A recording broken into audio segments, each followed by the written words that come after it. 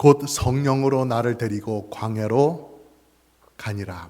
내가 보니 여자가 붉은 빛 짐승을 탔는데 그 짐승의 몸에 하나님을 모독하는 이름들이 가득하고 7 머리와 10 뿔이 있으며 그 여자는 자줏빛과 붉은 빛 옷을 입고 금과 보석과 진주로 꾸미고 손에 금잔을 가졌는데 가증한 물건과 그의 음행의 더러운 것들이 가득하더라. 그의 이마에 이름이 기록되었으니 비밀이라, 큰 바벨론이라, 땅의 음녀들과 가증한 것들의 어미라 하였더라. 또 내가 보매 이 여자가 성도들의 피와 예수의 증인들의 피에 취한지라. 내가 그 여자를 보고 놀랍게 여기고 크게 놀랍게 여기니. 아멘. 16장 끝에 보면 우리가 지금 17장을 보고 있는데 이 앞서 16장 끝부분에 보면 7 대접의 잔이 7번째 대접이 쏟아지는 그 모습이 기록이 되어 있습니다.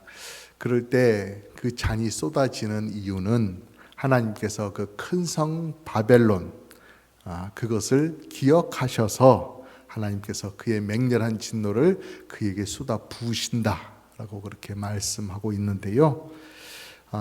그러면 이제 이 바벨론이란 것은 무엇인가, 무엇을 드러내고 있는가 하는 것에 대해서 이제 우리가 질문을 하게 되는데, 앞서도 사실은 보았습니다. 이 바벨론이라고 하는 이것이 무엇을 드러내는지, 옛날에 바벨탑서부터 이어져 온 끊임없이 인간의 속에 있는 그 죄성, 하나님을 대적하고 인간 스스로 높아지려고 하는 그 죄성, 그것을 나타내는 이 세상이다. 이 세상의 문화와 이 세상의 가치관과 사람들의 생각이다 하는 것들을 이렇게 나누었는데요.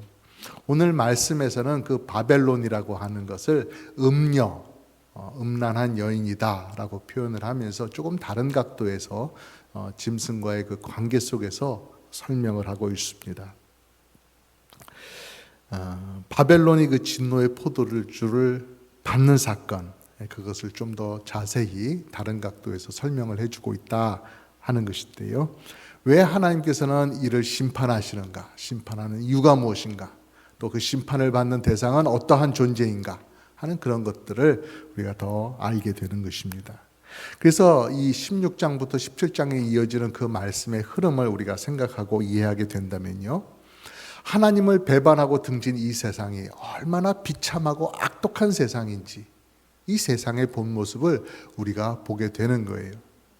그리고 이 말씀에 나타난 이 바벨론의 모습이 바로 먼 다른 세상의 얘기가 아니라 우리가 지금 살아가고 있는 이 세상의 모습이 그러하구나 라고 하는 것을 우리가 깨닫게 되는 거예요.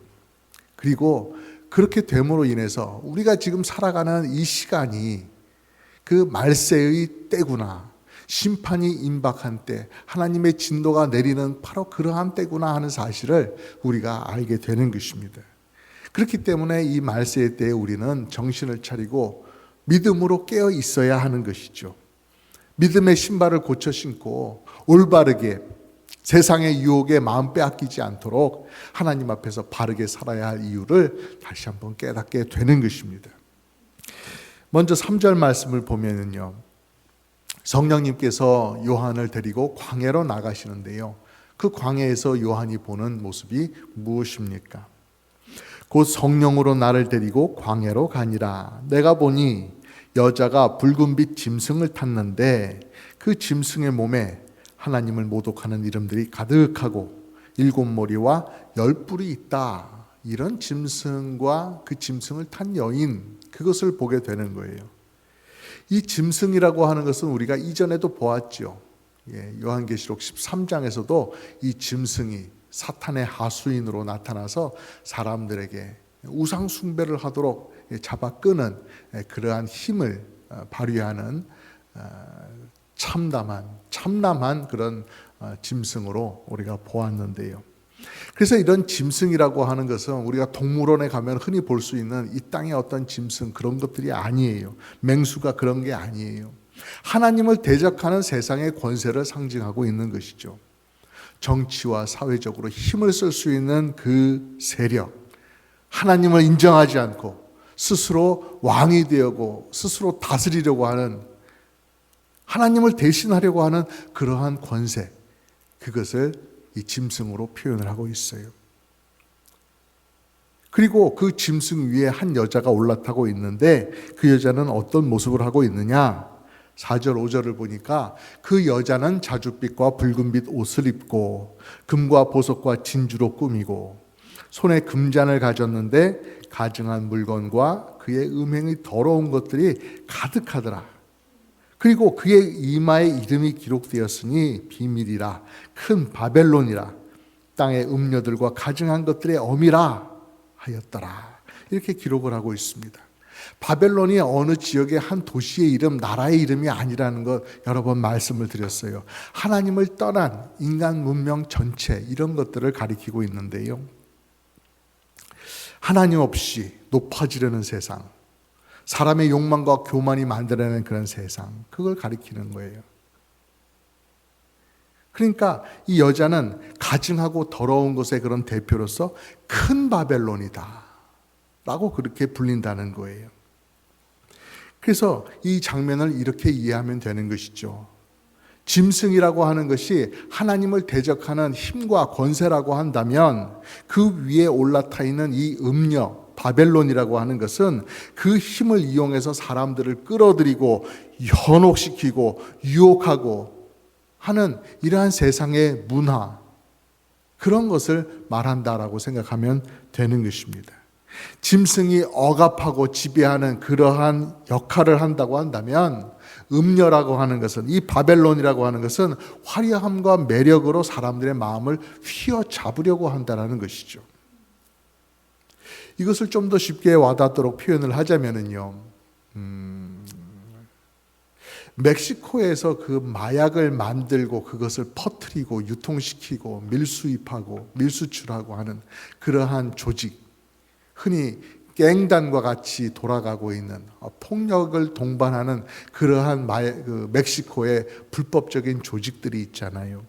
그것이 많은 작은 조직들이 그 마약의 생산부터 유통, 판매, 그리고 서로 간의 어떤 조정, 이런 것들을 다 감당하는 수많은 세력들이 있어요. 그것들이 묶여져 가지고 카르텔이라고 해서 서로 연합되어 가지고 움직이는 것들이 많이 있다라는 거예요.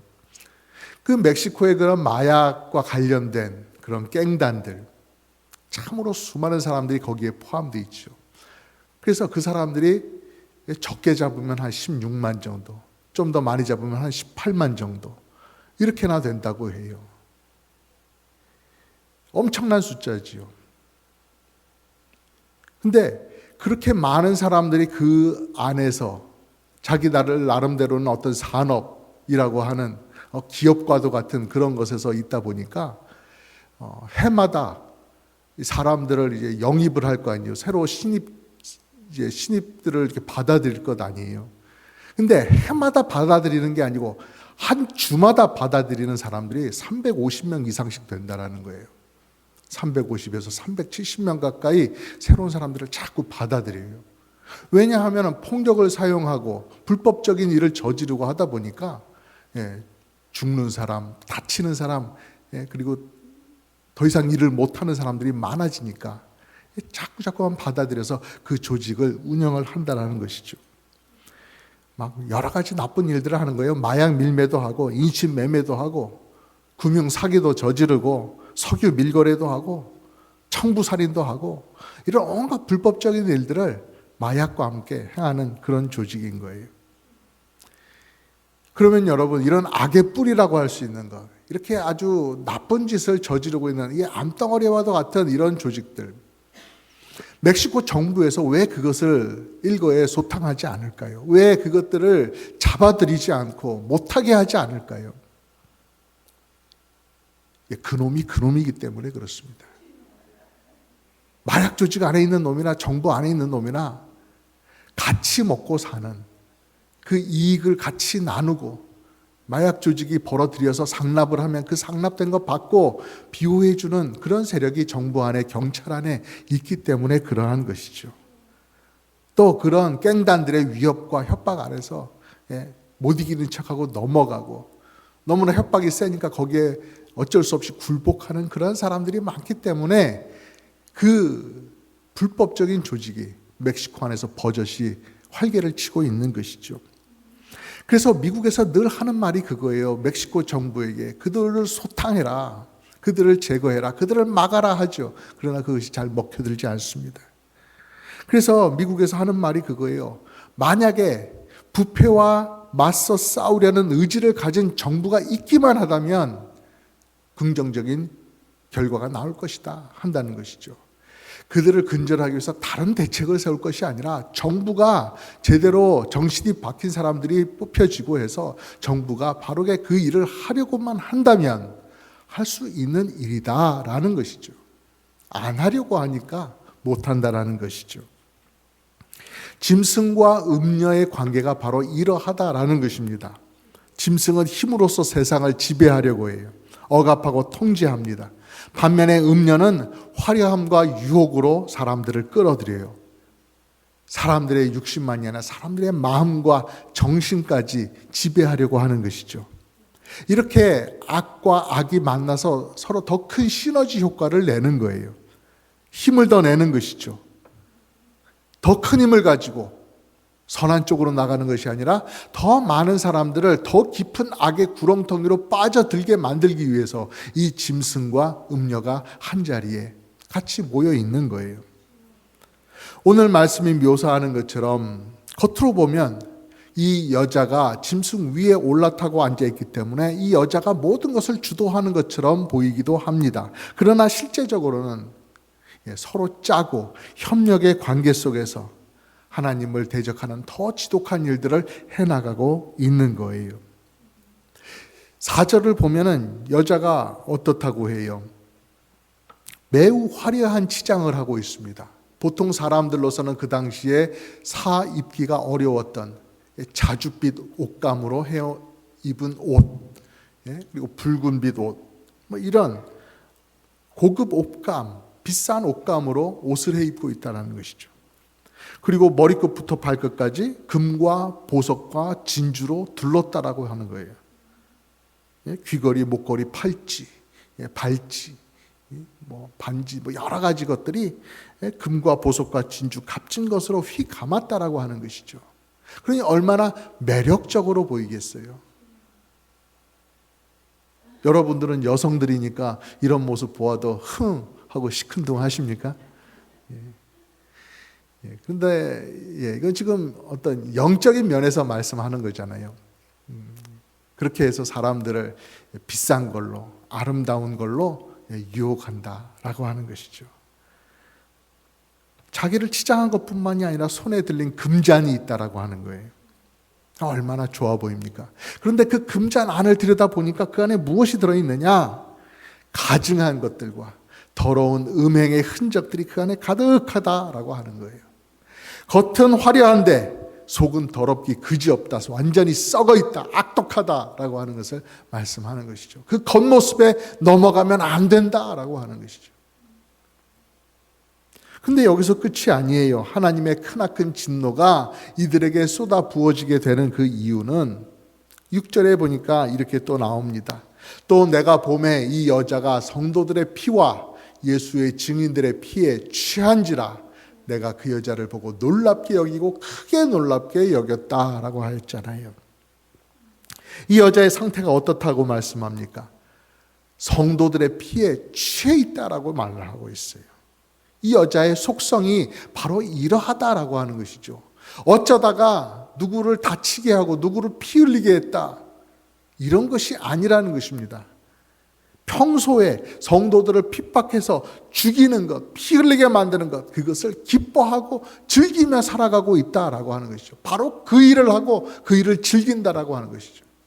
그 목적을 위해서 살고 부지런히 하고 계속해서 그렇게 한다. 그것이 바로 이 여인이라고 하는 그녀의 속성이고 존재다라고 말씀하고 있는 거예요. 얼마나 잔인하고 악독합니까? 겉은 화려하고 아름답고 해서 좋아 보이는데, 좋은 존재인 것 같은데, 내가 거기에 기대면 내가 행복해질 것 같은데, 유익을 얻을 것 같은데 그렇지 않다라는 것입니다. 여러분, 이게 바로 우리가 살아가는 세상의 진짜 모습이라는 거예요. 세상은 먼저 좋아 보이는 것, 화려한 것, 그것으로 우리를 유혹합니다. 돈과 성공과 인정과 편안함, 그런 것들로 우리의 마음을 빼앗는 거예요. 그리고 하나님 없이 살아도 얼마든지 괜찮게 살 수 있겠다라는 그런 생각을 자꾸만 불어넣어주는 거예요. 아, 내가 믿음을 지키고 내가 십자가만 바라보고 세상 등지고 살아야 되겠구나 라고 하는 성도들에게 그게 아니야. 세상을 한번 봐봐. 얼마나 아름다워. 얼마나 좋아. 세상도 너희들을 반겨 맞아 줄 거야 라고 하는 시그널을 자꾸 주는 거죠. 야, 세상도 하는구나. 세상 등질 게 아니구나. 내가 믿음 생활을 한다고 너무 이렇게 깐깐하게 살 게 아니라 세상에 한 발 쓱 담궈도 괜찮겠는걸, 그런 생각을 하게 만든다라는 거예요. 그런데 그것 정도가 끝이 아니라는 것이죠. 더 계속해서 몰아가는 것은 어떻게 되느냐? 결국 하나님을 따르는 삶, 그건 어리석은 것이야. 그건 편협한 것이야. 그것은 인생을 미리 좁게 감옥같이 사는 방법이야. 그러면서 어리석게 보고 안 따르게 하고 싶고 그 길로 가지 않고 싶게 만드는 거예요. 그리고 더 나아가서 공격하는 방향으로 나아가는 거예요. 음행의 포도주로 세상을 취하게 만들던 이 음녀가, 이 바벨론이라고 하는 것이 결국은 그 창끝이 어디를 향해 있느냐? 성도들, 교회를 향해 있다라는 것이죠. 결국은 성도들을 찌르고 미워하고 그들을 제거하려고 움직인다라고 하는 것이에요. 그렇다면 여러분, 이런 세상 속에서 우리는 어떻게 살아야 되겠습니까? 정신을 똑바로 차리고 이 세상이 어떠한 것인지, 그것이 어떻게 성도들을 유혹하고 공격하는지 그것을 분명히 알아야지요. 아, 세상도 좋아 보이는구나. 세상도 하나님의 정의, 하나님의 공의와 맞닿아 있구나. 역시 세상도 사람들도 문명이 발전하다 보면 하나님께서 말씀하시는 그 선한 목적으로 향해 가게 되어 있구나. 옛날의 야만스러운 모습이 아니라 문명이 발달할수록 하나님의 선한 그 바람에 다가갈 수 있는, 우리는 같이 한 목적을 향해 가는 것이야, 이렇게 생각하도록 만드는 것이죠. 그러니 우리는 그것에 넘어가지 않도록 해야 됩니다. 먼저 세상의 그 짐승의 권세 앞에 우리가 무릎을 꿇지 않아야 되는 거예요. 두려워서, 이익이 포기되는 것, 그거 아까워서, 그것이 두려워서 세상의 힘과 분위기에 어물쩍 넘어가고 포기하고 편승하고 하는 그러한 모습이 되면 안 된다라는 것입니다.